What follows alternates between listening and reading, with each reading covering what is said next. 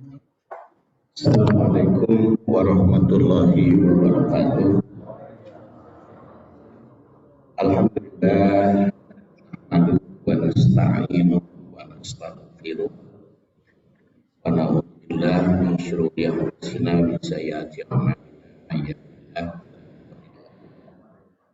May yahdihillahu Allahumma shalli ala Muhammad wa ala alihi wa sahbihi ajma'in. Jamaah rahimakumullah, pada pagi ini kita akan lanjutkan bahasan hadis atau tadabbur atau ta'allum hadis tentang madu sebagai obat dan perintah membuktikan kebenaran Allah Subhanahu wa taala.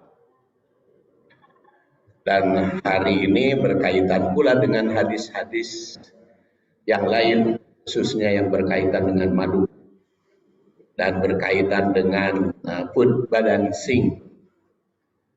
Muhammad bin Ismail al-Bukhari mengatakan haddatsana Ayyash bin al-Walid haddatsana Abul A'la haddatsana Sa'id an Qatadah an Abil Mutawakkil an Abi Sa'id anna rajulan atan nabiyya sallallahu alaihi wasallam, seorang laki-laki datang menghadap Nabi.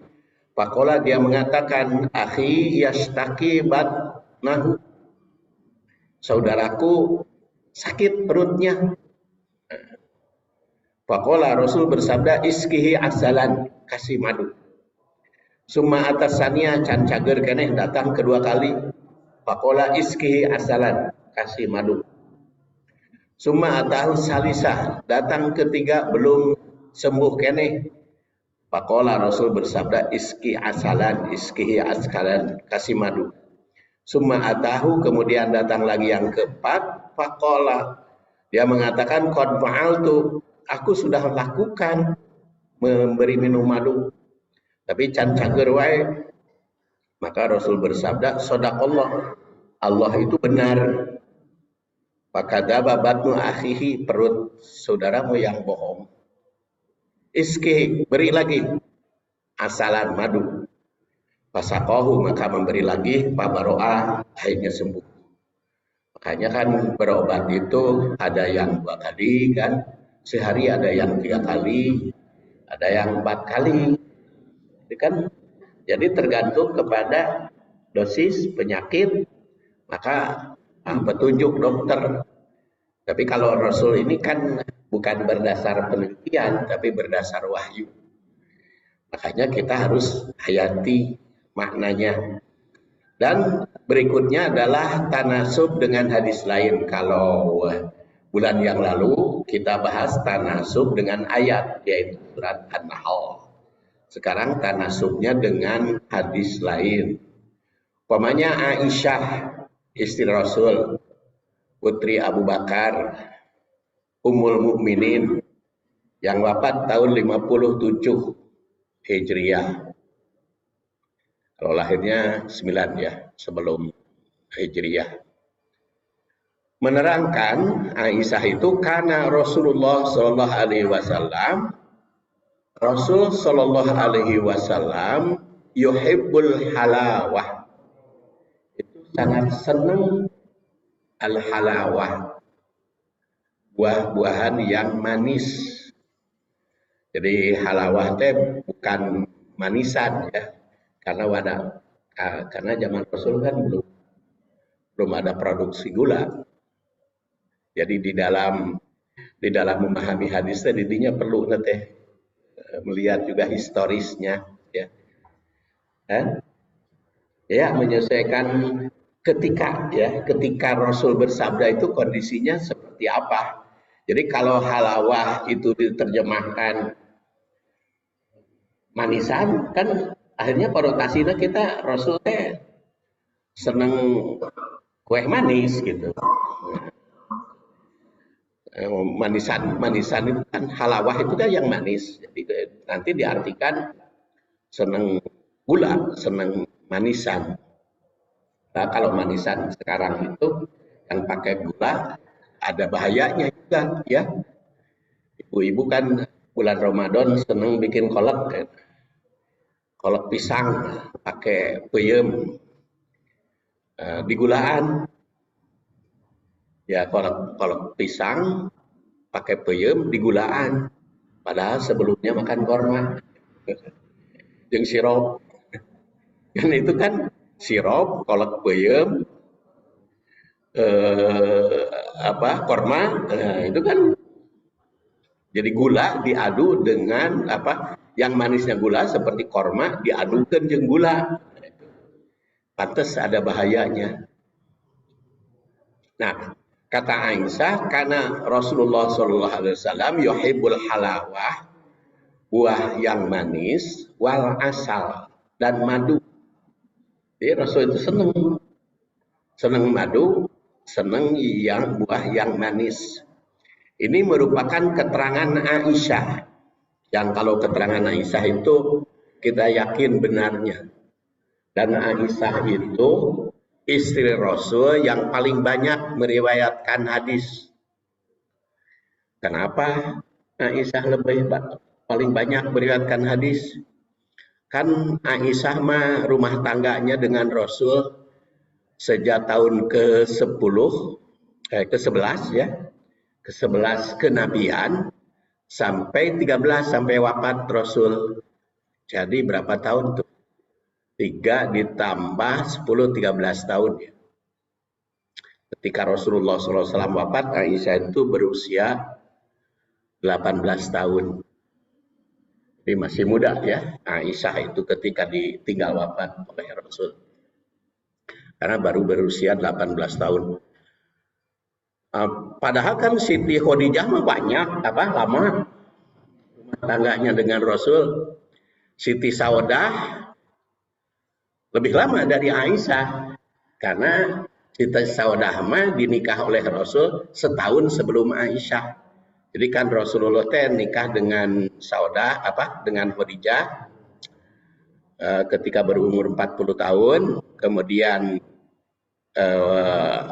Siti Khadijah wafat ketika 53, tahun ke-10 dari kenabian. 50 tahun. Kemudian kalau dengan Khadijah kan sebelum kenabian. Sebelum kenabian, jadi lama dengan Siti Khadijah itu. Saudah setahun pada waktu Khadijah meninggal. Saudah itu cuma 17 hari kan. Rasulullah mah menduda teh. Setelah 17 hari menduda, lalu nikah dengan Aisyah. Setahun bedanya dengan Saudah. Tapi kenapa banyak hadisnya? Karena latar belakang yang paling utama, Aisyah itu dapat hadiah dari Saudah. Jadi Rasul ketika nikah dengan Saudah, kemudian hijrah, belum bergaul, kemudian 3 tahun setelah hijrah, Rasul dengan Aisyah bergaul. Setelah Saudah tahu bahwa Aisyah bisa digauli oleh Rasul, maka kata Saudah, ya Rasulullah, aku hibahkan malam-malamku kepada Aisyah. Jadi setelah Aisyah dewasa mah oleh Saudah teh mangga we sareng Aisyah we, da abdi mah asal tong dicerai we tetap menjadi istrimu. Nah itu makanya lebih banyak Aisyah. Dan sampai akhir hayat Aisyah itu diberi giliran 2 kali istri yang lain. 2 kali istri yang lain. Nah itulah ceritanya, maka Aisyah itu banyak meriwayatkan hadis. Dan kata Aisyah, Rasulullah SAW itu senang memakan buah-buahan yang manis serta madu. Merupakan keterangan Aisyah yang paling tahu tentang kesenangan harian. Dan Rasul senang makan yang manis, tapi pasti bukan manisan yang menggunakan gula. Maka dipahami manis alami dari buah-buahan. Seperti kurma.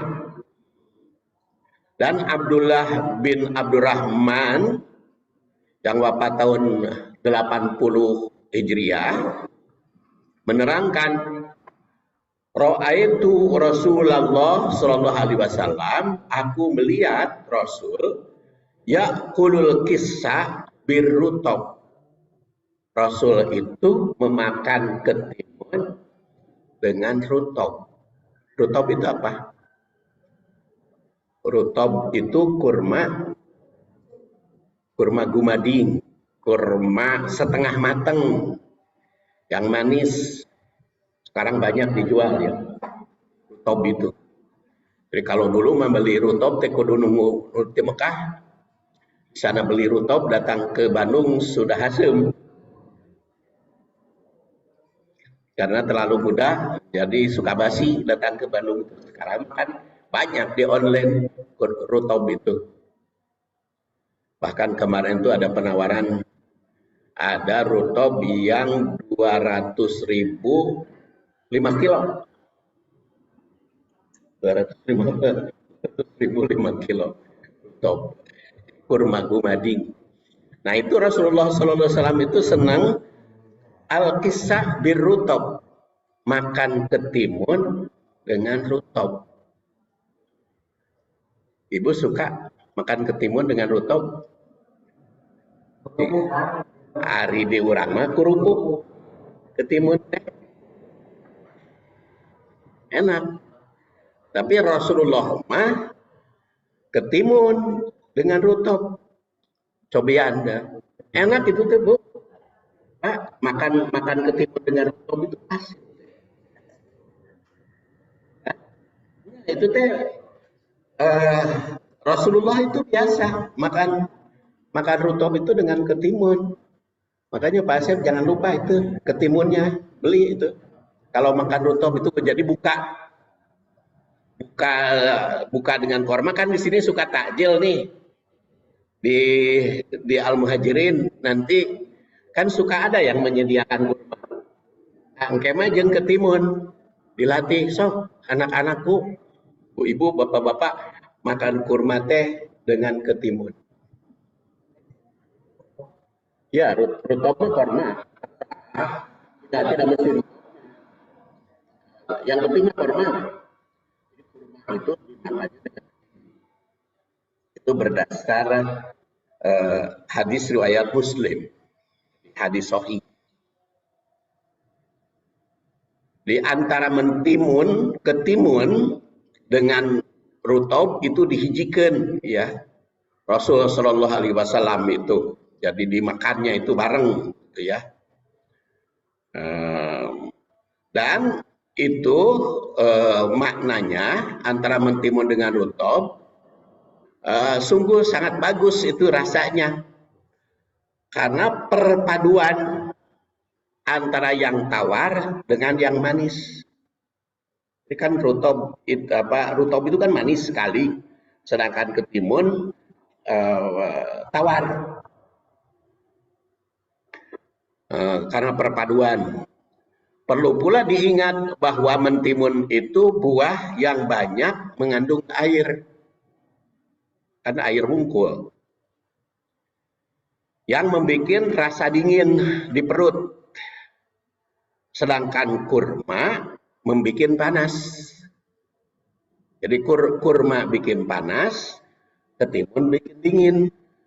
Nah, di zaman modern ini dikenal dengan resep food balancing. Jadi makanan seimbang, balance antara yang panas dengan yang dingin. Makanan gizi atau seimbang, ada pula yang menyebutnya food combining. Jadi kombinasi dalam makanan. Dan food balancing ini adalah ada pola makan yang diselaraskan dengan ritme sirkadian, mekanisme alamiah tubuh manusia. Metode ini tidaklah membatasi jenis makanan tertentu. Jadi tidak membatasi harus korma dengan ketimun, tetapi di dalam makan itu harus ada keseimbangan. Jadi mengatur kombinasi makanan itu sehingga sesuai dengan kemampuan dan siklus pencernaan tubuh. Jadi dengan menerapkan metode ini diharapkan beban pencernaan akan lebih ringan. Tubuh dapat menyerap nutrisi secara sempurna. Racun dapat dikeluarkan dari tubuh dan sisa energi. Ya makanya tadi Agin kan cenah kerupuk yang ketimun, tapi kayaknya bagus juga itu kan kerupuk bikin panas. Kerupuk itu kan panas badan ya, dan asin, rasanya asin, terus juga karbohidrat. Sedangkan ketimun kan manisan banyak air. Jadi kalau kerupuk menyerap air, dimakannya kan kerupuk itu menyerap air. Kalau ketimun itu banyak air, itu kolot baheula ketimun jeung kerupuk bagus juga saya kira. Ya, istilahnya TDR, itu kurang Cianjur mah. Istilahnya makan DR. Iya. Kalapa. Nah, kalau kalapa jeung jadi ada istilah di Sunda. Tapi itu kombinasi makanan. Jadi kalau di kita kan tidak kombinasi seperti dari korma, makan kolak, itu kan sarua itu overdosis. Apalagi kalau setelah makan korma, kolak, ditambah mie, ditambah seblak, ditambah bala-bala, alah eta mah ngahiji we sarua kabeh. Itu tidak seimbang. Tapi kalau ternyata Rasulullah SAW itu ngatur juga urusan makanan. Jadi makanya kalau beliau itu sehat, ya karena foodnya balance. Jadi kita harus berpikir kalau sesuatu makanan teh, oh anak incu ngirim makanan, lihat dulu. Seperti kemarin saya ceramah di BKSWI, Rumah Sakit Islam, itu kan dikasih konsumsi sadus. Saya buka di dalam dus itu sama. Ada lemper, ada roti, ada lisoles, ada 5 macam. Oh iya mas sarua. Saya katakan ke istri saya, ini sama lemper, roti, risoles, terus aya nu manis teh geuninganan, ini mah sama karbohidrat kabeh. Jadi nu dimakan hiji. Nah itu kita ngasih konsumsi juga begitu Bu. Nanti kan ibu-ibu ini yang mengatur konsumsi di rumah itu ya harus balance. Boleh saja kita ganti-ganti, tetapi itu dipikirkan itu supaya balancing kebutuhannya. Jadi nyuguhan bapak-bapak, nyuguhan kamu itu kita pikir ini kita nyuguhan sayur sop. Gitu.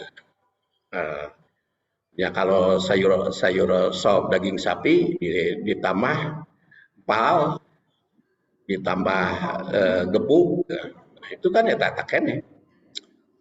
Jadi harus balancing. Karena Rasulullah SAW mencontohkan. Jadi kalau mencontohkan Rasul teh, pertama tentu saja nilainya ibadah karena uswah hasanah. Kemudian yang kedua pasti itu sehat, pasti baik. Karena kalau penyakit di dalam hadis ini juga disebut yang bohong itu adalah penyakitmu. Dia masih kena ayat ya makalahnya. Jadi ada penyaluran, ada kombinasi ya makan itu. Kemudian cara makan seperti ini sangat bermanfaat bagi pencernaan. Yang menurut Al-Ghazali Al-Ghazali itu lahir 450 tahun 450 Hijriah dan wafat tahun 505. Jadi ketika usia 55 tahun beliau wafat. Pengarang Ihya Ulumuddin, tebal kitabnya. Kata Al-Ghazali, manusia itu butuh rutob dan haroroh. Rutob itu, rutobah ya maksudnya, rutobah. Rutobah itu yang mendinginkan, haroroh itu yang memanaskan. Dan itu cocok. Jadi ketimun itu rutobah, yang mendinginkan perut, pencernaan, sedangkan korma itu haroroh. Dan ayatnya juga sudah kita bahas pada waktu yang lalu, nanti dibahas lagi oleh Pak Jajang nanti. Watin wazaitun. Watin wazaitun. Tin itu rutobah. Kalau dimakan pagi-pagi, maka pencernaan perut jadi dingin. Dan zaitun itu haroroh, membuat panas. Dan di dalam Al-Quran itu disebut tin 1 kali. Dan zaitun itu 6 kali. Maka kata dokter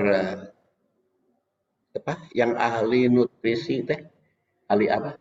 Jul ya.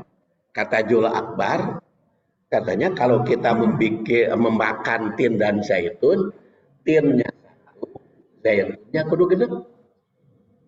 Karena di dalam Quran zaitun disebut 6 kali. Kalau tin disebut 1 kali. Jadi itu resep katanya. Jadi berapa kali disebut di dalam Al-Quran. Watin wa zaitun. Itu makanan. Terus rekreasinya juga kan. Watu risinin. Wahadal baladil amin. Kan rekreasinya juga. Turisinin itu puncak. Hadal baladil amin itu rendah. Kemudian ditambah Madinah. Jadi rekreasi juga harus 3. Harus 3 lokasi. Yang dataran rendah, mendatar, dan gunung. Jadi ulah ke gunung wae, Bu. Yang tukang jalan kaki ulah ke gunung wae. Tapi kudu seimbang gitu. Ada yang datar, ada yang naik, ada yang turun. Itu resep berdasar hadis kalau rekreasi teh. Lamun kakapungan teh ayeuna bagian ka gunung hari ini, besok bagian ka lembah gitu. Besok lagi datar. Rekreasi itu. Jadi keseimbangan. Nah, kalau itu mah kalau rekreasi mah bagian oksigenasi. Tahu karena itu teh saya mah dari anak ya. Tahu oksigenasi, food balancing, itu tahu dari anak.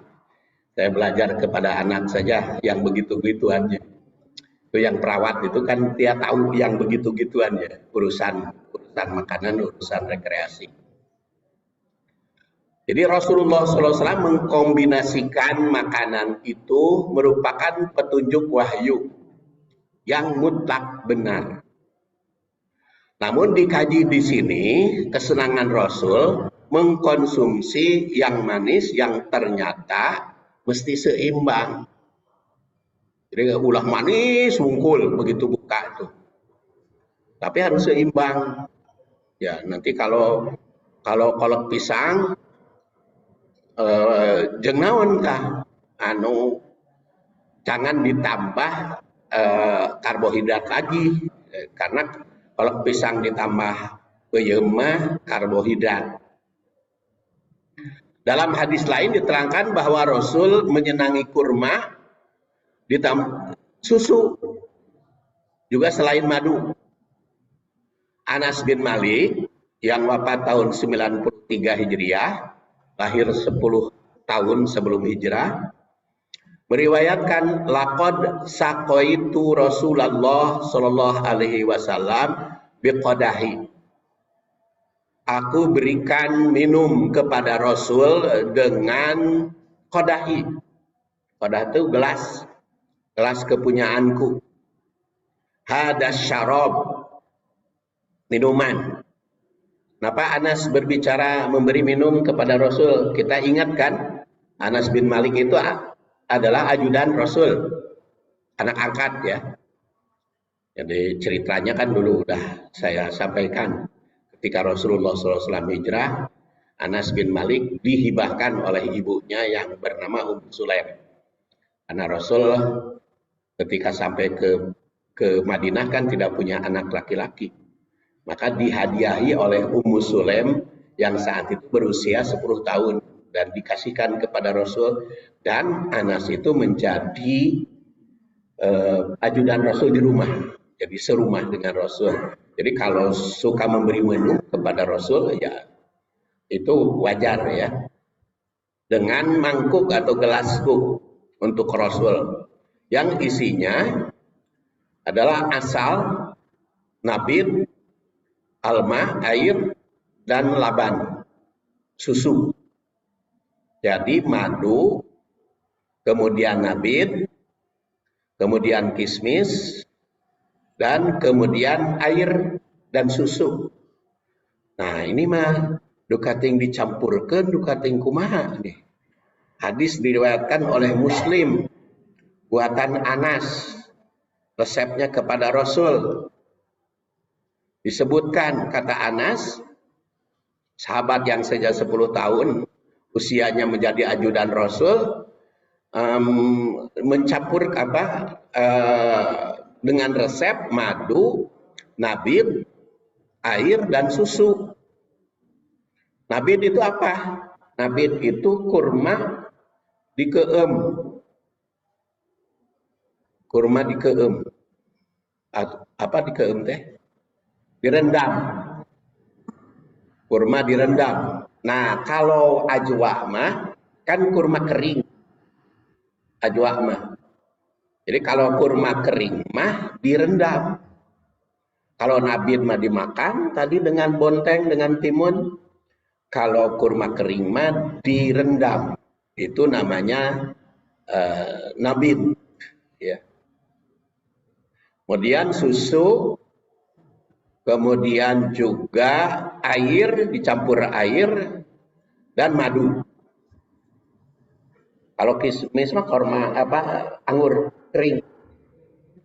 Kalau kismis mah anggur yang sudah kering, itu namanya kismis. Tapi bukan hanya dari anggur.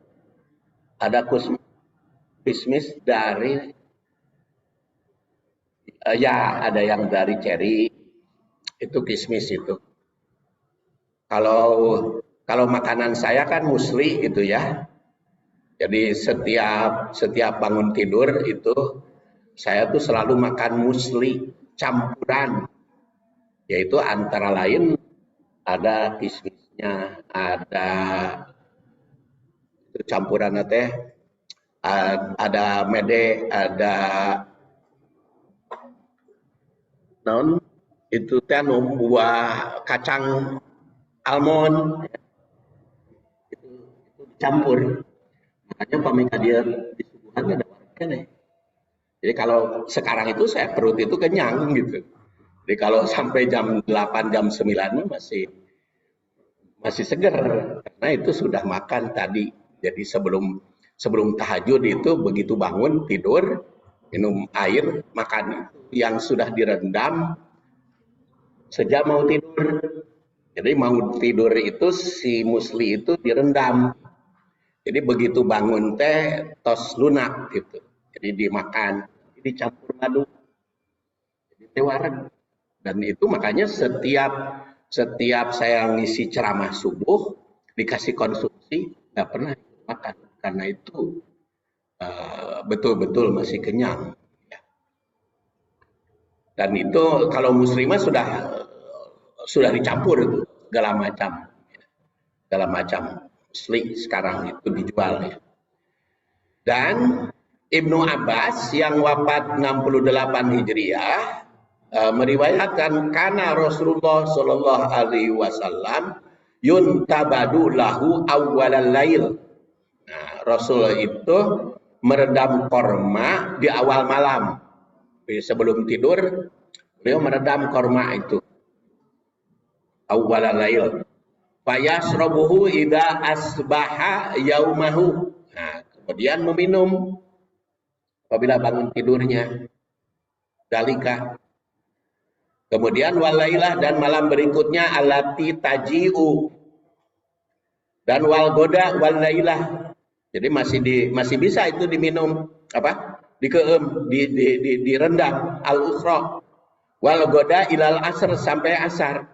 Fa'in bakia, tapi kalau masih ada sisa, sayun sedikit, sakohul khadim, berikan kepada pembantunya, kemudian au amaro bihi pasubba. Jadi kalau sudah dikeem malam, kemudian besoknya masih diminum, jemburuan korma itu malamnya masih diminum, rendaman korma itu besok masih diminum, tapi kalau sudah waktu asar, nah Rasul itu memberikan kepada pembantunya. Kalau pembantunya tidak mau, disuruh dibuang. Jangan dimakan. Jadi artinya, kita lihat, hadis ini jelas memberikan batasan bahwa nabid atau kurma yang direndam itu hanya boleh diminum sebelum 3 hari. Jangan melebihi 3 hari redamnya.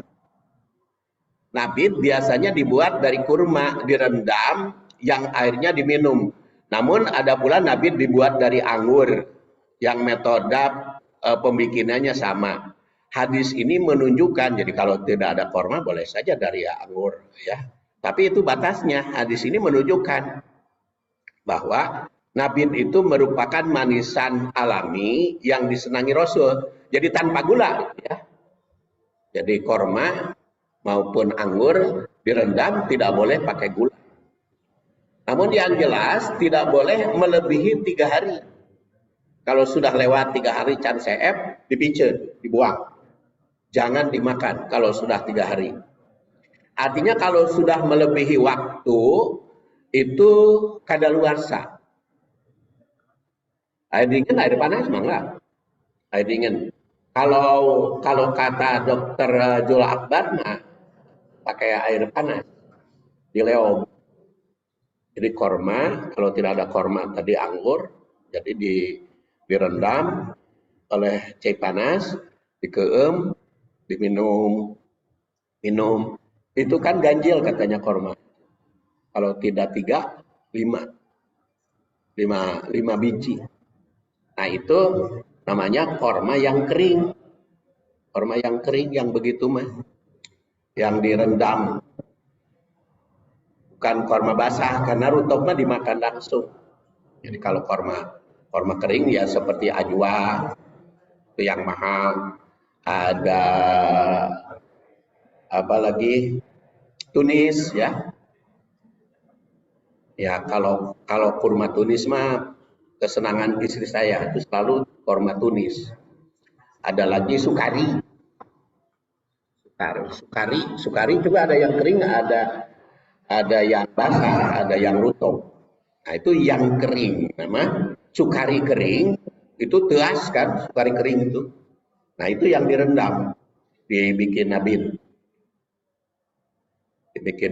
jadi gaya hidup ala Rasul, ya.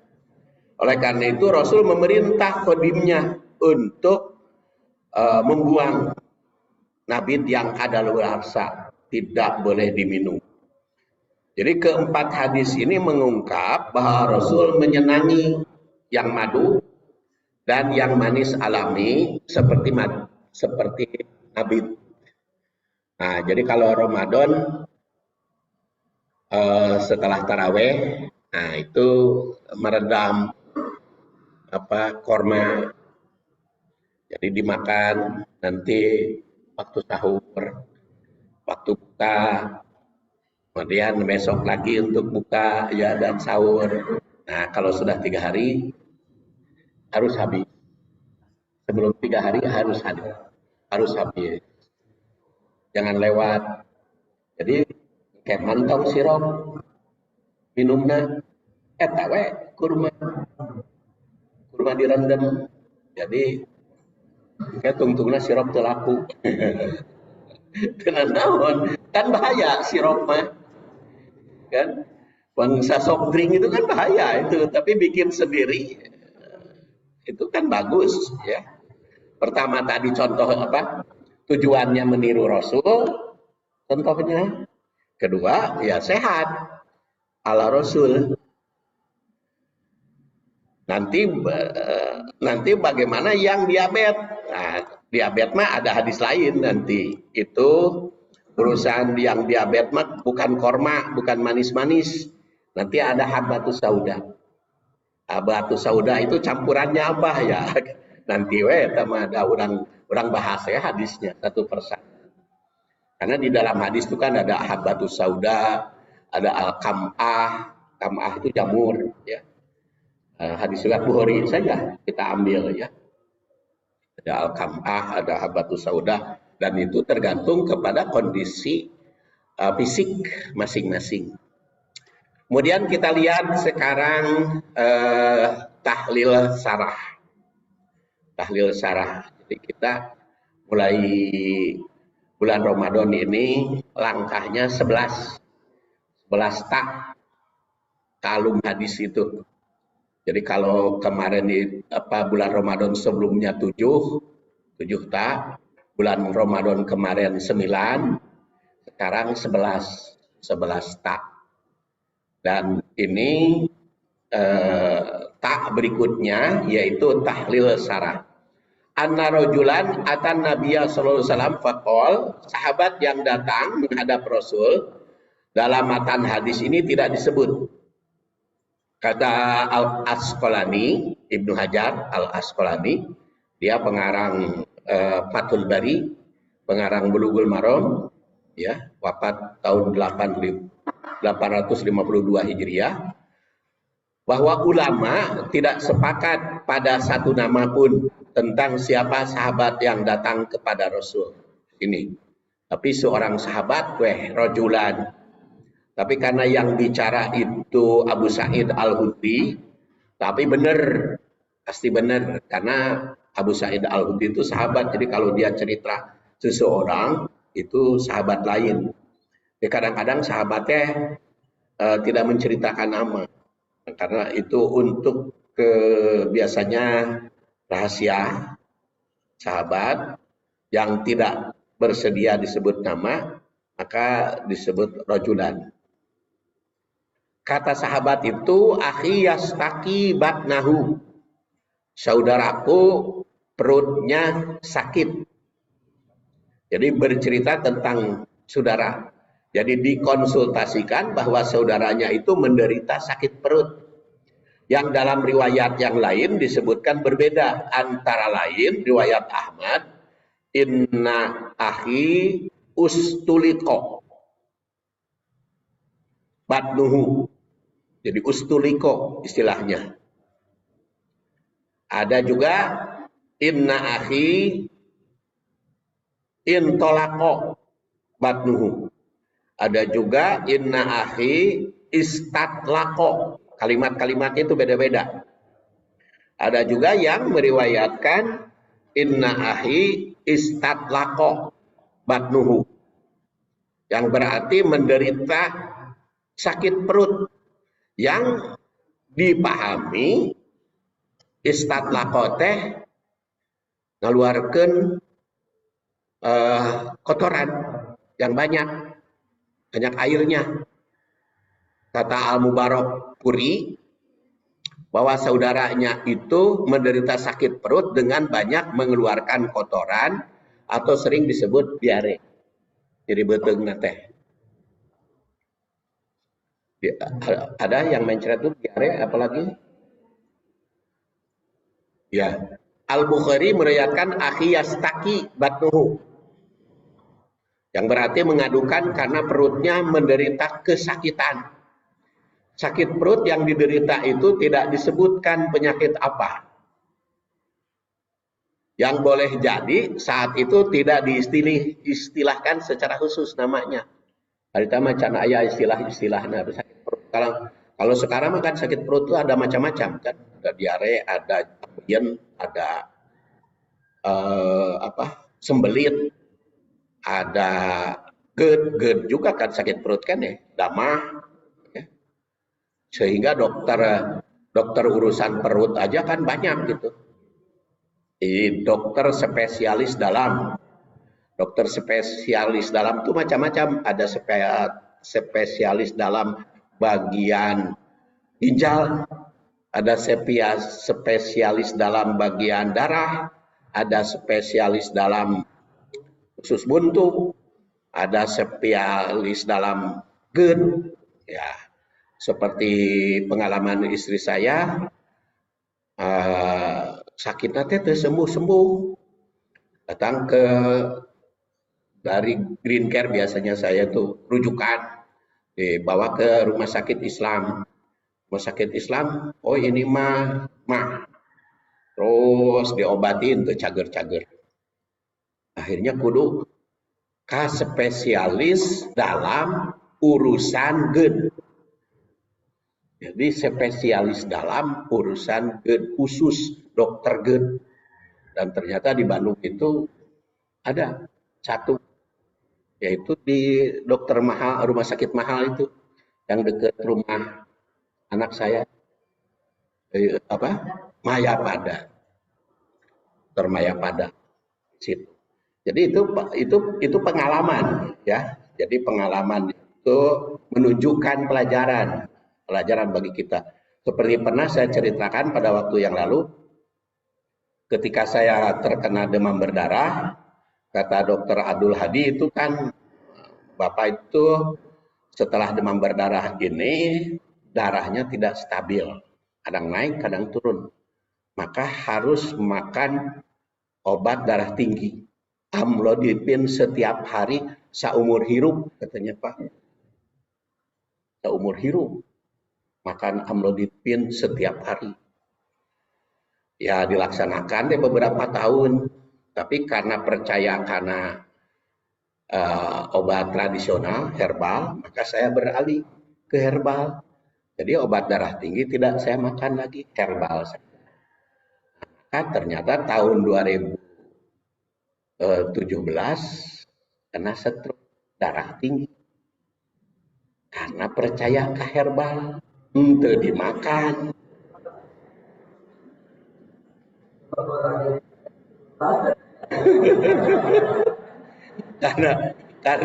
karena percaya ke herbal, darah tinggi. Oh, ternyata lamun percaya herbal ngumpul ge bener.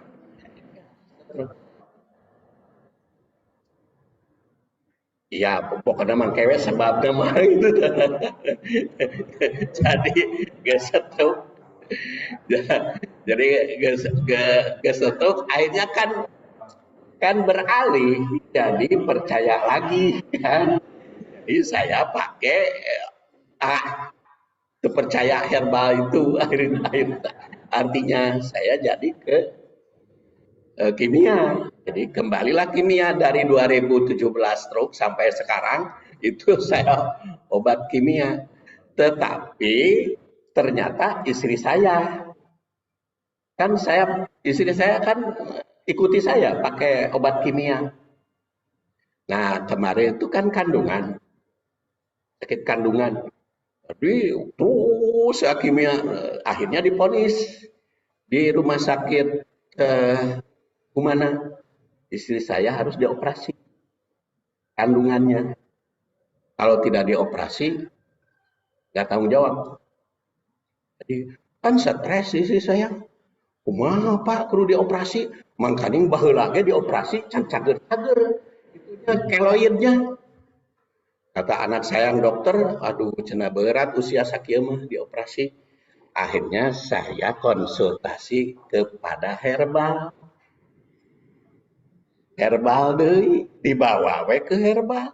Dibawa tatu sinsek terus we ari alim dioperasi mah dileukeunnan gitu. Ada obat tradisional yang dari toko pandu diminum, ada yang diceborkeun, ada yang di segala macam. 3 bulan lah. Eureun heula ka dokter kandungan. Eureun heula dokter kandungan. kata Sinseh, ibu kayaknya udah sembuh. Percaya kan? Bawa ke dokter kandungan, periksa. Pas diperiksa, pokoknya mah ku perawat teh di papatahan. Bu, harus siap ya, kalau kata dokter operasi, siap. Stres kan? Pun bodoh. Ya pokoknya mah walau alam kumaha we ceng teh turuti we. Ya udah siap lah dioperasi, kata. Bagaimanapun kita tunjuk dokter. Ya udah begitu periksa dokter kandungan. Enggak perlu dioperasi itu. Sembuh. Dan itu memang sembuh. Kan penasaran kene, kawan saya punya dokter kandungan, dokter Hanirono namanya. Kan kawan saya.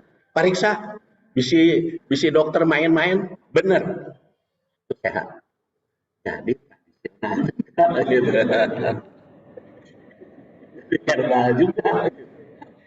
Jadi makanya ketemu dengan anak saya yang perawat, makanya Pak berobat itu sekarang ada namanya holistik, ada namanya gabungan. Jadi antara kimia, kedokteran, ada herbal, ada macam-macam. Jadi tidak bisa Pak mengatakan herbal yang utama, nggak bisa.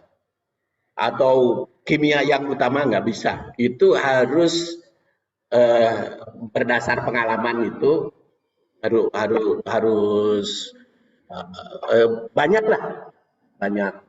Dan istri saya mah aneh. Jadi sudah harus dioperasi, sudah diponis harus dioperasi, ternyata tidak sama sekali. Dan itu sudah sembuh beneran, sudah sembuh beneran. Jadi itu teh pengalaman yang dibahas, ternyata itu perlu gitu membahas hadis-hadis. Jadi walaupun saya mah terus kimianya untuk eren, gitu ya. Jadi diperiksa sebulan sekali. Nah, kan lumayan gratis. Tentu mayar deui, bukan gratis teu mayar deui kan baheula keur dinas mayar nama. Jadi sekarang sudah pensiun kan tinggal make. Jadi sakit perut itu adalah gejala yang banyak. Dan di sini dibahas macam-macam sakit perut. Jadi ada yang istilahnya itu tradisional. Kalau kata anak saya itu Tibun Nabawi ya, kedokteran Nabi itu gabungan. Jadi antara medis, antara kimia, antara apalagi sinseh, apalagi tusuk jarum dan sebagainya, harus gabungan berobat itu. Dan sumber awalnya falyan duril insan ila to'ami. Jadi sumber awalnya kata Al-Quran surat Abasa falyan duril insan ila to'ami, perhatikan makanan. Jadi perhatikan makanan. Dan memang setelahnya dileukeunnan ya, dileukeunnan sekarang saya sendiri sudah mulai bisa tasahud awal, bisa nikel itu. Nah, sekarang. Kalau kemarin kan nggak bisa sama sekali, ini sudah bisa ngepel gitu kan. Asalnya kan saya tidak bisa ngepel. Jadi stroke itu, tapi kan sekarang udah bisa. Karena kemarin tuh di scan, di situs scan di Rumah Sakit Islam itu masih ada sumbatan, tapi tinggal sedikit. Jadi di CT scan. Sebab kalau tradisional saja nggak bisa kan CT scan. Seperti istri saya tadi harus diyakinkan ya, harus diyakinkan ke dokter kandungan sampai di mana. Karena di sini falyan duril insan ila to'ami itu setiap insan ditutup memperhatikan apa yang dimakan. Kemudian makanan itu bisa berpengaruh pada kesehatan jasmani, sama perut, bisa juga jadi sembuh. Kemudian makanan yang dikonsumsi bukan hanya halal, tapi juga thayyibah, ya, halalan thayyibah. Kemudian Apa yang baik untuk dimakan oleh seseorang belum tentu baik oleh pihak yang lain. Makanan yang baik bukan hanya dari sudut syariah, tapi juga dari sudut ilmiah. Kemudian ukuran makan itu bukan mengikuti keinginan, tapi mengikuti kebutuhan. Jadi beda keinginan dengan kebutuhan. Makanan bukan hanya jumlah, tapi juga ukuran, ya. Maka tadi keseimbangan. Bahkan di sini dalam hadis ditandaskan ma mala'a adamiyun wi'an syarron min batni bihasbibni adam ukulatun yukimna sulbahu fa in kana la mahala fasulusun li ta'amihi wa sulusun li syarabihi wa sulusun li nafsihi. Jadi manusia itu tidak memenuhi wadah yang buruk melebihi perut. Makanya cukup bagi manusia itu beberapa makanan memenuhi kebutuhan menegakkan tulang punggung. Jadi bila tidak bisa maka dibagi, perut itu dibagi 3, ya, dibagi 3. Yang pertama untuk benda padat, isi perut itu, jangan melebihi kebutuhan. Kemudian yang mesti dipenuhi adalah menguatkan kesehatan. Ketiga, perut mesti memberikan peluang. Jadi 1/3 lagi itu untuk cairan. Jadi ada untuk benda padat, ada untuk cairan, ada untuk oksigen. Jadi perutnya dibagi 3. Jangan semuanya benda padat. Jadi begitu buka teh, ulah pinuh teuing perutnya ku benda padat. Karena harus ada airnya. Di samping ada air, juga ada untuk oksigen, untuk udara. Makanya bagus nama, kan ada kebiasaan juga kita makan bulan Ramadan itu makannya tos taraweh. Nah, kalau makan tos taraweh itu perut kenyang tidur. Kalau perut kenyang tidur ya sehat. Jadi kalau makan itu berarti pada maghrib.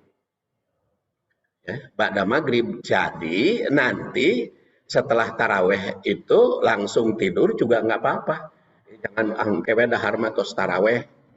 Nah, itu tersehat kedua. Karena kalau makan tos taraweh maka sahur telapar, masih kenyang. Beda lagi kalau setelah sholat begitu maghrib berbuka, tadi mau pakai nabib, mau pakai korma dengan bonteng, atau kalau pakai kolak jangan makan korma dong, kan itu manis. Jadi diatur sedemikian pula waktu buka. Nah setelah itu sholat maghrib, setelah sholat maghrib baru makan, setelah makan baru bisa taraweh mengikuti ceramah. Nah nanti setelah itu baru tidur. Jadi begitu sahur kan just lapar. Makannya dari awal. Nah, kalau lapar kan otomatis makan sahur bisa banyak. Dan itu disunahkan. Dan jangan sekali-kali saum tanpa sahur. Karena inna fis sahur barokah. Kata Rasul. Jadi pertama dari sudut kesehatan. Kedua, Rasul sendiri mengatakan tasahharu. Sahurlah. Fa inna fis sahur barokah. Ya mudah-mudahan kayak speaker muhajirinnya sudah bagus. Speaker muhajirinnya sudah bagus, jadi kan kita kedengaran ya pengumumannya waktu sahur oleh Pak Jajang, nanti diumumkan waktu sahur 1/2 jam sebelum subuh. Dan kita bersambung mudah-mudahan nanti pasca Ramadan. Hadis sudah lewat 7 menit. Jadi kita akhiri saja. Subhanakallahumma wa bihamdik asyhadu an la ilaha illa anta astaghfiruka wa atubu ilaik. Walhamdulillahirabbil alamin. Assalamualaikum warahmatullahi wabarakatuh.